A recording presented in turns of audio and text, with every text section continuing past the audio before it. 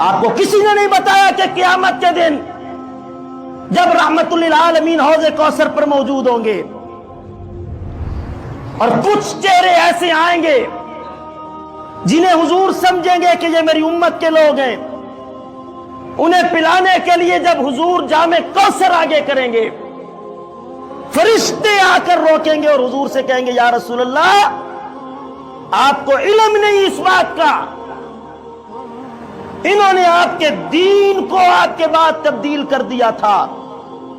اللہ گواہ ہے میں ممبر رسول پر بیٹھا ہوں، رحمت للعالمین فرمائیں گے سوکن سوکن انہیں دور کرو، دفع کرو مجھ سے، لمن غیر بعدی دینا، جنہوں نے میرے بعد میرے دین کو تبدیل کر دیا۔ کتنے لوگ اس بات کو جانتے ہیں کہ اس 12 تاریخ کو 12 وفات کا دن کہا جاتا تھا؟ سن 704 ہجری میں 700 سال کے بعد یہ ڈرامہ شروع ہوا جو ڈرامہ اب مچایا جا رہا ہے۔ اچھے خاصے پڑھے لکھے لوگ جو اس بدعت اور اس گمراہی میں پڑ گئے، اس گمراہی میں، اور دلیل کے طور پر یہ بات آج مجھے ایک شخص نے، ہمارے نمازی نے پیش کی، اور جی فرانس میں خاکے بنائے گئے، ان خاکوں کی وجہ سے جی میں نے تو حضور کی اس محبت کا اظہار کیا۔ میں نے کہا خاکے بنانے والے کے منہ میں خاک پڑ جاتی اگر تیرا کردار محمد عربی کا تابع ہوتا تو اپنی دکان پہ یا علی مدد کے پوسٹر لگا سکتا ہے، تو اپنے چہرے پر داڑھی نہیں سجا سکتا جس سے حضور راضی ہو؟ تو نہیں بیٹھ سکتا اپنی ماں کے پاس جس سے حضور راضی ہو؟ اسلام ہمیشہ مسلمان کے کردار سے پہچانا جاتا ہے۔ اسلام کی اور پہچان کیا ہے؟ کیا پہچان ہے اسلام کی؟ یہی پہچان ہے اسلام کی کہ مسلم وہی ہوتا ہے جو اپنی خواہشات کو محمد عربی کے احکام کے تابع کرتا ہے۔ یہ تو میری خواہش ہے کہ میں اپنا گھر سجاؤں، یہ تو میری خواہش ہے میں کمکمے لگاؤں، یہ میں راضی ہوتا ہوں۔ اور لڑائیاں ہو رہی ہیں جی جوس کے ڈبوں پہ، تین 2 جوس مل گئے، حضور کی محبت تو تب ہوگی جب میں 3 جوس کے ڈبے پیوں گا، میری تو محبت تب ظاہر ہوگی جب مجھے 5 ڈبے جوس کے ملیں گے۔ خدا کی قسم ہم نے اپنی نسلوں کو تباہ کر دیا، اللہ میرا گواہ ہے۔ ہم اپنی نسل کو کیا بتائیں گے ہم کون ہیں، ہم کس کے ماننے والے ہیں؟ اور اگلے دن ایک پوسٹ چڑھی ہوئی تھی، میرے بڑے دل کو لگی۔ اس نے کہا اللہ بھلا کرے چائنا والوں کا کہ انہوں نے لائٹیں بنا دی یہ کمکمے، اگر چائنا والے یہ لائٹیں نہ بناتے نا، ہم عشق رسول کا اظہار کیسے کرتے؟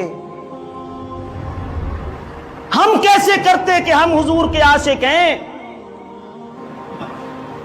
جوس کے ڈبوں پر لڑ کے تم اپنے عشق کا اظہار کرتے ہو۔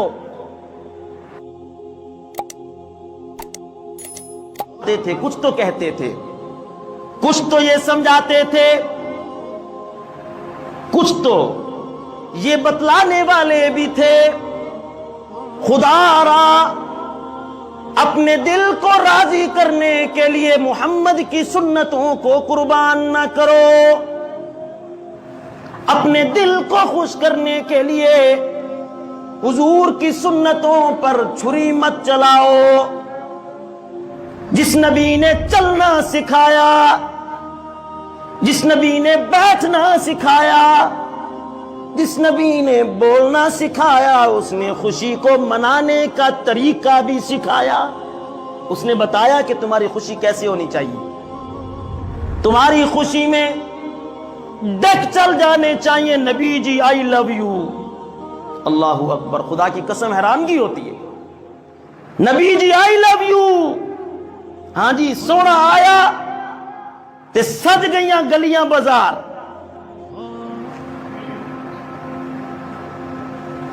اب پھر آپ پر خاموشی چھا گئی ہے، لیکن میں کیا کروں، یہ میرا درد دل ہے، اس کو اپنے دل میں جگہ دیجئے، خدا را اپنے دل میں بٹھائیے۔ محبت ان چیزوں کی متقاضی نہیں، حضور کی محبت ساری زندگی اور سارا سال ماں کو ایک کٹھیا اور چارپائی دے کر گھر کے کونے میں رکھنے والا کیسے کہتا ہے کہ وہ محب رسول ہے؟ دوستوں میں بیٹھ کر ہزاروں روپے خرچ کرنے والا ایک ڈسپرین کی گولی اپنے باپ کو نہیں لے کر دیتا، مجھے بتائے وہ کیسا عاشق رسول ہے؟ جس کی ماں اس کے بچپن کی یادیں لے کر، اس کے پیار کے جذبات لے کر اس دنیا سے رخصت ہو گئی،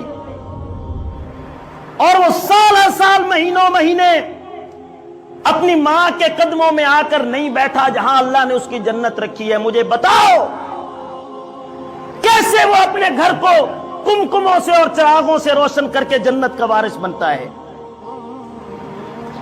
کون سی پٹی آپ کو پڑھا دی ہے؟ کیوں آپ کے دماغ پر اور آپ کی آنکھوں پر ان بدعات کی پٹی باندھ دی گئی ہے؟ کیوں نہیں آپ اس بات کو سمجھتے؟ کمکموں کا کیا تعلق ہے؟ چراغاں کرنے کا کیا تعلق ہے؟ ڈیک لگانے کا کیا تعلق ہے؟ جس نبی نے مسجد میں بیٹھ کر بلند آواز سے ذکر کرنے کو منع کیا کہ کسی کو تکلیف نہ ہو، تم گلیوں میں کون سے عشق رسول کے نعرے لگاتے پھرتے ہو؟ کون سے بازاروں میں تم عشق رسول کے دعوے کرتے پھرتے ہو؟ تم نے اپنے گھروں کو خود تباہ کیا، تم نے اپنی نسلوں کو خود سنت سے دور کیا۔ خدا کی قسم، دیوبندیت کے ترانے گانے والوں، تم نے خود اپنی نسلوں کے لیے جنت کے دروازے بند کر